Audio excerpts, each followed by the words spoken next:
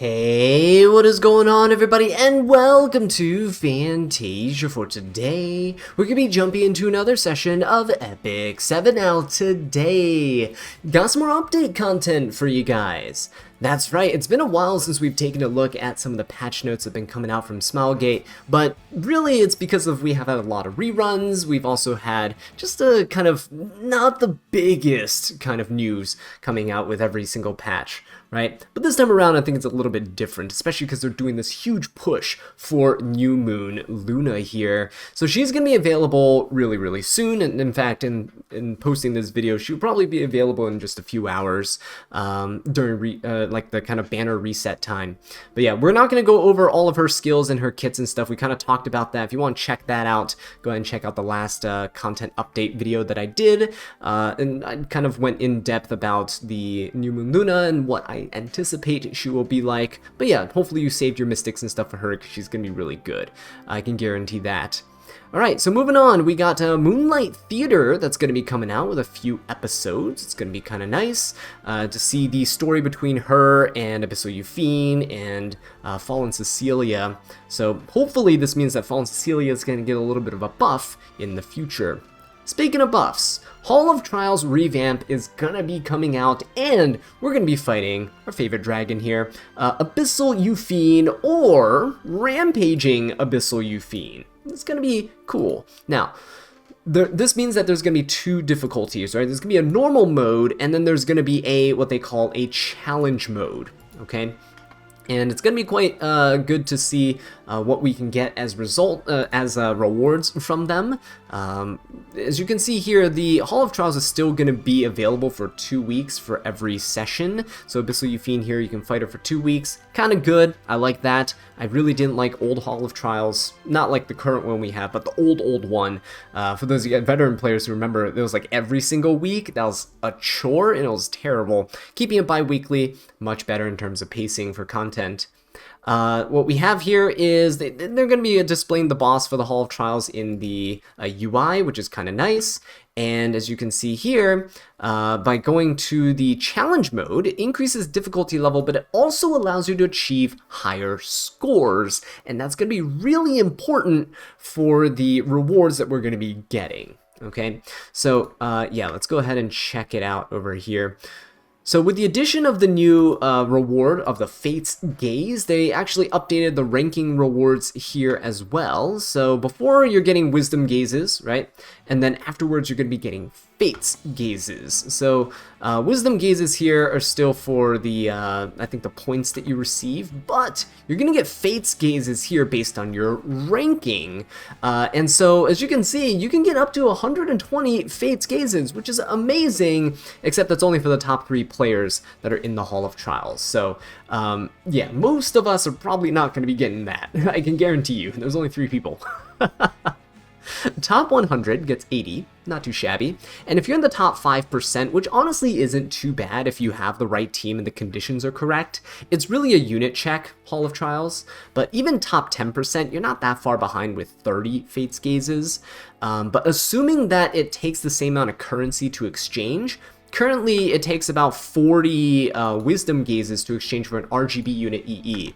Assuming that you need 40 here as well, yeah, you're going to have to reach the top 5% to just get one of the EEs. So they're making it kind of difficult to get. I mean, unless, of course, they like discount them or something because this currency is harder to get. I don't know. They might make it like 10 per EE, but we'll see.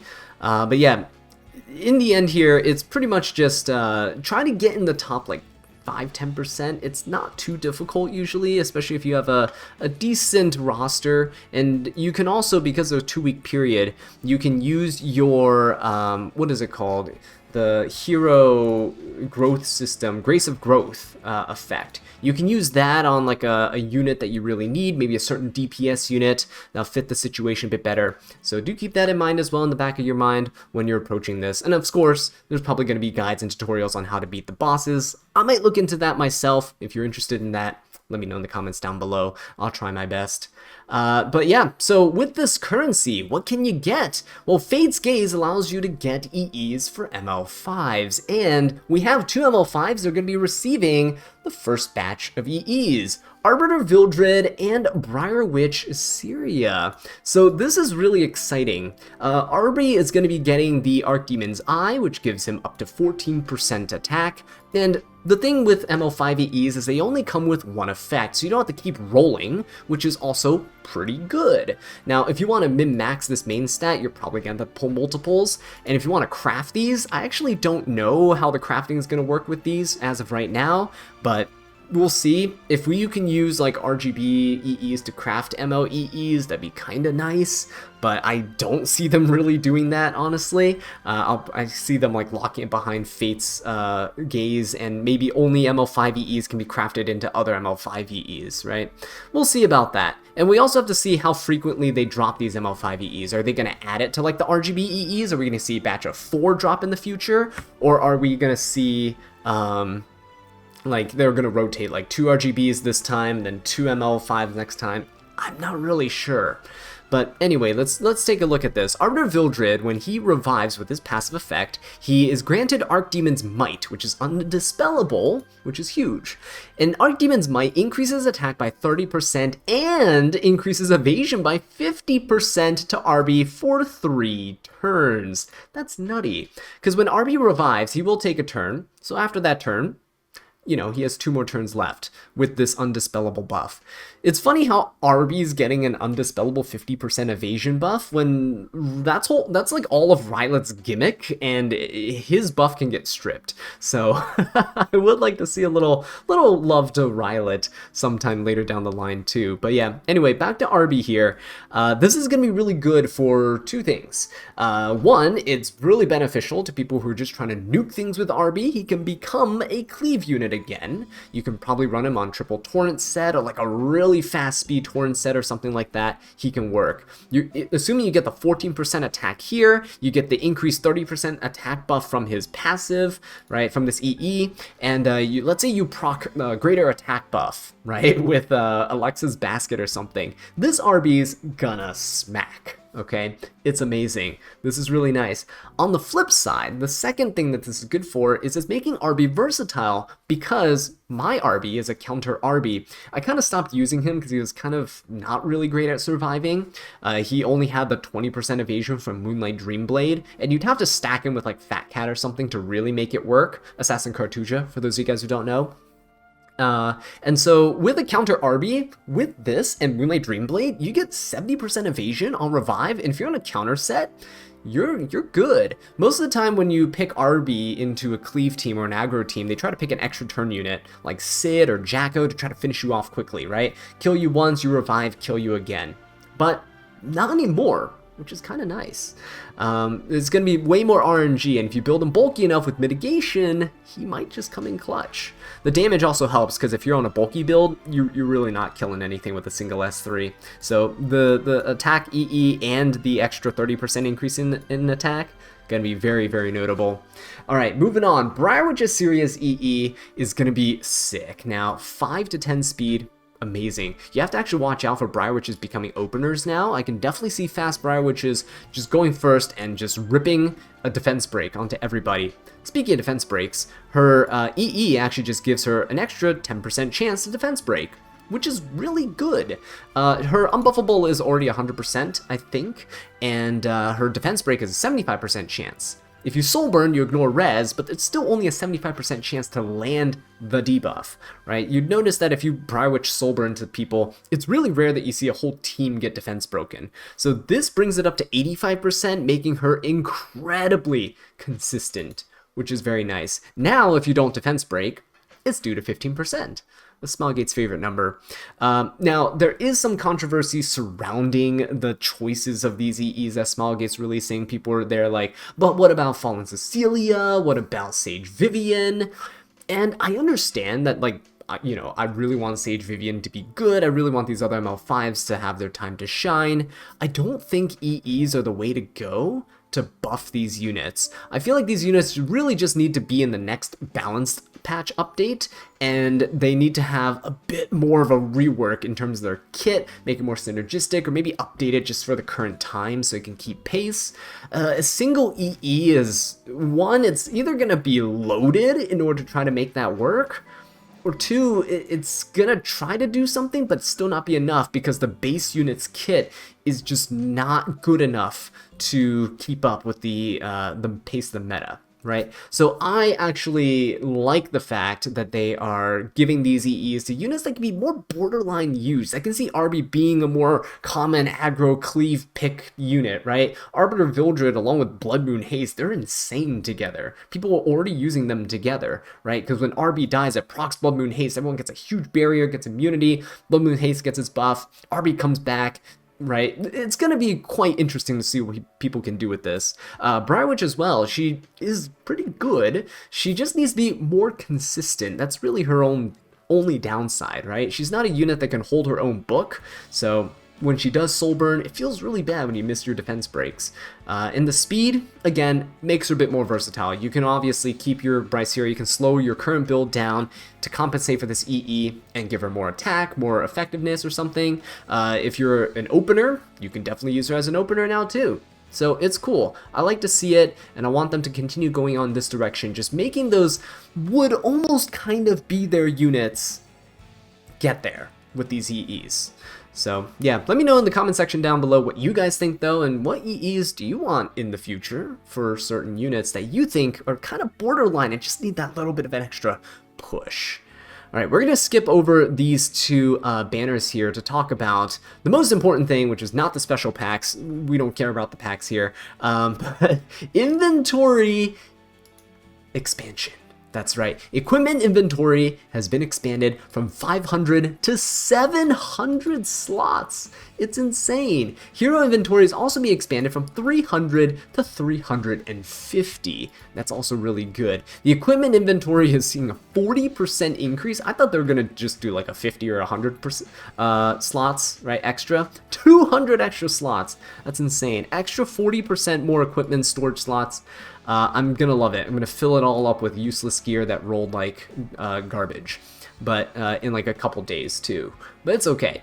Next up, the hero inventory though, adding 50 spaces is kind of nice. I will probably make a short little video in the future showing you guys what I do when I summon, but what I typically do is I use friendship summons, summon a bunch of 2-star fodders, let it clog up my inventory so that when you're doing your actual summons, all the 3, 4, 5 stars you get end up getting put into your storage. So your storage has infinite storage slots. I have like probably, you know, over 1,000 units in that slot, in that storage right there, mostly 3 stars and stuff, but yeah, if you don't want to sell off all your characters the moment you get them and have to do inventory management, put them all into storage and then you can pull them out as you need them. It's kind of nice.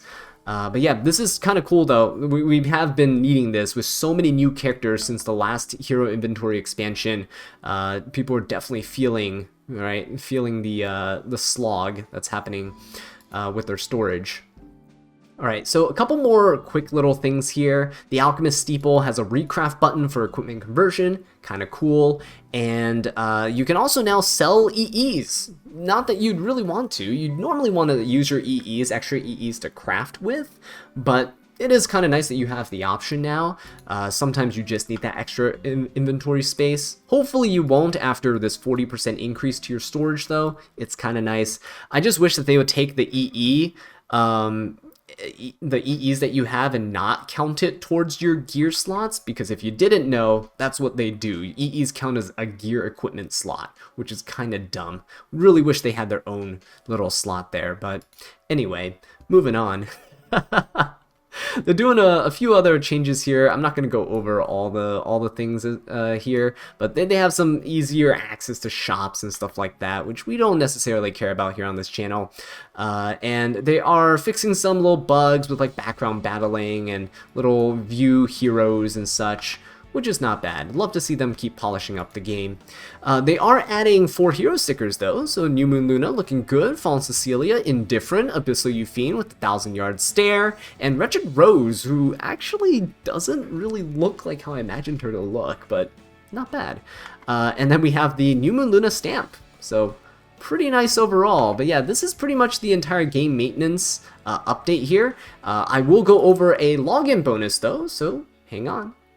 Alright, so here we are with the little login bonus they call Luna's Gift Event, and here's the cool thing. You're actually getting a free copy of Luna for logging in for a week. That's right. If you don't have the OG Luna, you can get her here. If you have OG Luna, here's a free imprint for your New Moon Luna, which is great. You also on day 8 get a skin for Luna too. Notice how you get a bunch of mystics as well. They really want you to summon for a New Moon Luna, which is great. So 600 mystics for you guys as you're logging in.